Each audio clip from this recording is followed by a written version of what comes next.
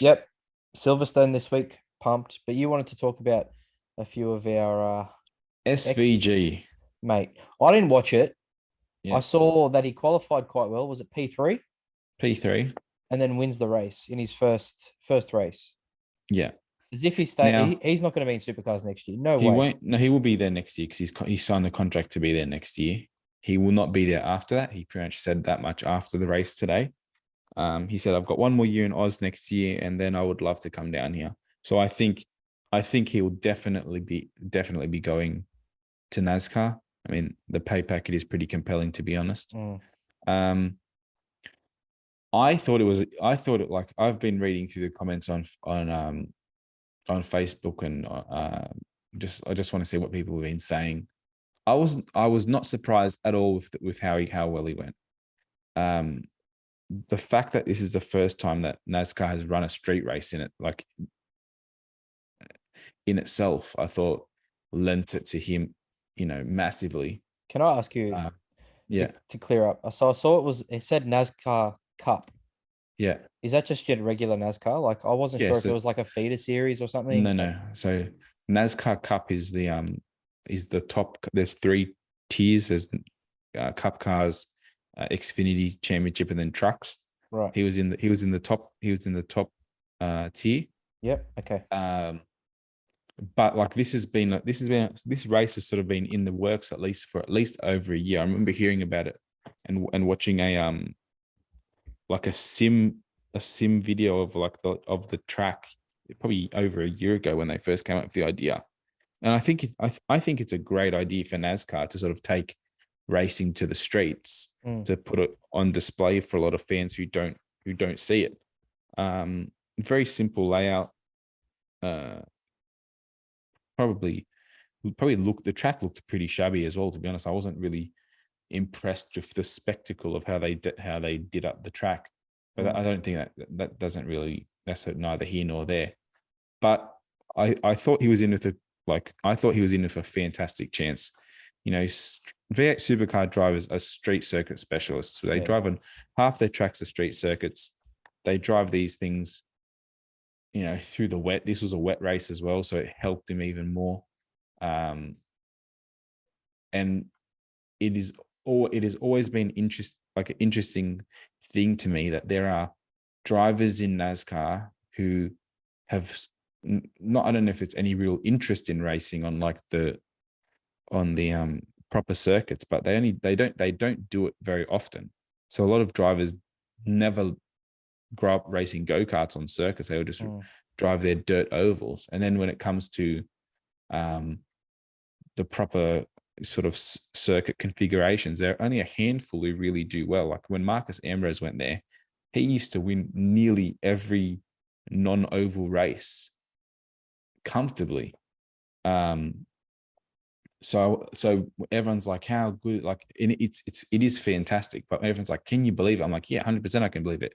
He started third, and at one stage they pitted him at the wrong time, and he dropped down to 18th. He raced through he was making over a second a lap on the fastest cars. I was like, man, this car has got a lot of power, no downforce, sliding in the wet. This is literally his favorite thing to drive.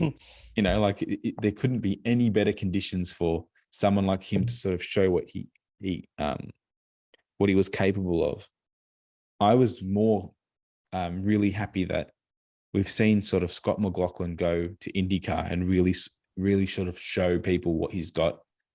And his probably biggest competitor while he was here was Shane. Mm. And Shane's gone there and in one race has made, an instant statement saying like this is who I am. Race supercars. I can do rally. I can race it in stock car. Give me whatever and I'll find a way to make it work. Mm. Um, so like for him, like, and they were saying it after the race. I was listening to the press conference and the driver was saying, like, it makes a lot of the good, like there's a few good drivers.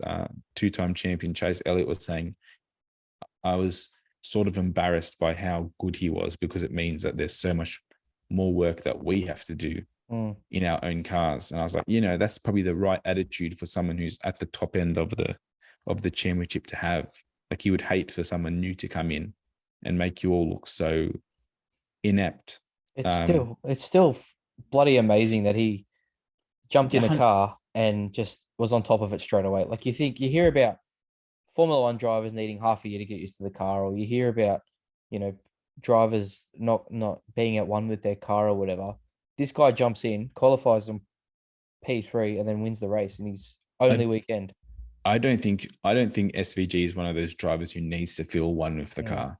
I think he has such a feel of just being of knowing sort of the tipping point, or sort of the exact sort of point of adhesion to sort of calamity, and he rides that line so well, that like in sort of the sort of treacherous conditions that they were in today, I think he looked so calm, and at the end of the race he was so happy. I was like, you know what, give yourself a championship this year, go for it again next year. You then put yourself in the sort of pantheon of the greats, and then go over and just make bank, because they're apparently going to do more of those races going forward. There's at least, I think, 6 circuit races now in the NASCAR calendar. It probably makes sense. Yeah, like I have no question that even in the oval racing that he has the ability to. A lot of that is sliding the car and sort of drifting and all that kind of stuff. So I have no doubt that if we were to send any driver from here to sort of adapt to that quickly, it'd probably be like him. And then if it was a young guy, maybe like Brody Kostecki, like they would be the guys that, or even Cam Waters, like with his dirt track experience. But it's so good seeing our drivers go and compete at other sports and be on the pace straight away. Like even very quickly, Chaz went to the Spa 24 hours this week as well. And his car won the Pro-Am. His car won their category as well in the race. And he had never been to that track. Like the story of that team's weekend was insane. Like the owner of the car was driving it in practice, totaled the car, was in hospital. He bought a new car from his hospital bed, got it delivered to the track. Then he got an Aussie driver to jump on a plane to get to Spa to race for him, but then forgot that there was a time difference involved. So then, as the guy got to Doha, he said, "Turn around and go home because you're not going to get here in time." Got a German mate of his who owns another team to race the car for him instead. They had to start from the pit lane. They're a lap down in the race. They race that lap back, and then they win the race. Chaz didn't put a foot wrong, was on the pace straight away, which is impressive for someone who's never been there before, and comes away with a category win in his first Spa 24 hours. Probably the biggest GT race on the planet. So, it was a great weekend for our ambassadors abroad. I think it demonstrates how good bloody Supercars is and how good the category is. I think Supercars teaches these drivers to drive such a wild and an untamed beast fast, that when they can jump into these other cars, and it feels super planted, and they can just and they're not, they just feel comfortable because they're so planted. They can push it. But also the one thing about the fact that the grid is so small comparatively is that you do have it is so competitive, and there are a lot of great drivers in there who sort of keep each other sharp because there's not many seats going. But yeah, what a great weekend for our Supercars ambassadors, mate. It's good on Chaz, good on SVG. We know how good SVG is. Chaz is my favorite in Supercars, and I think it just validates on an international stage how actually good he is. I've always said that as a category, Supercars need to encourage their drivers to go out there more and do other things to sort of show what the category has to other people who don't know what it has, but then also to entice other outside talent to even maybe come up to, like whenever we have the wild cards where the international drivers come in, there's always a lot of buzz around it.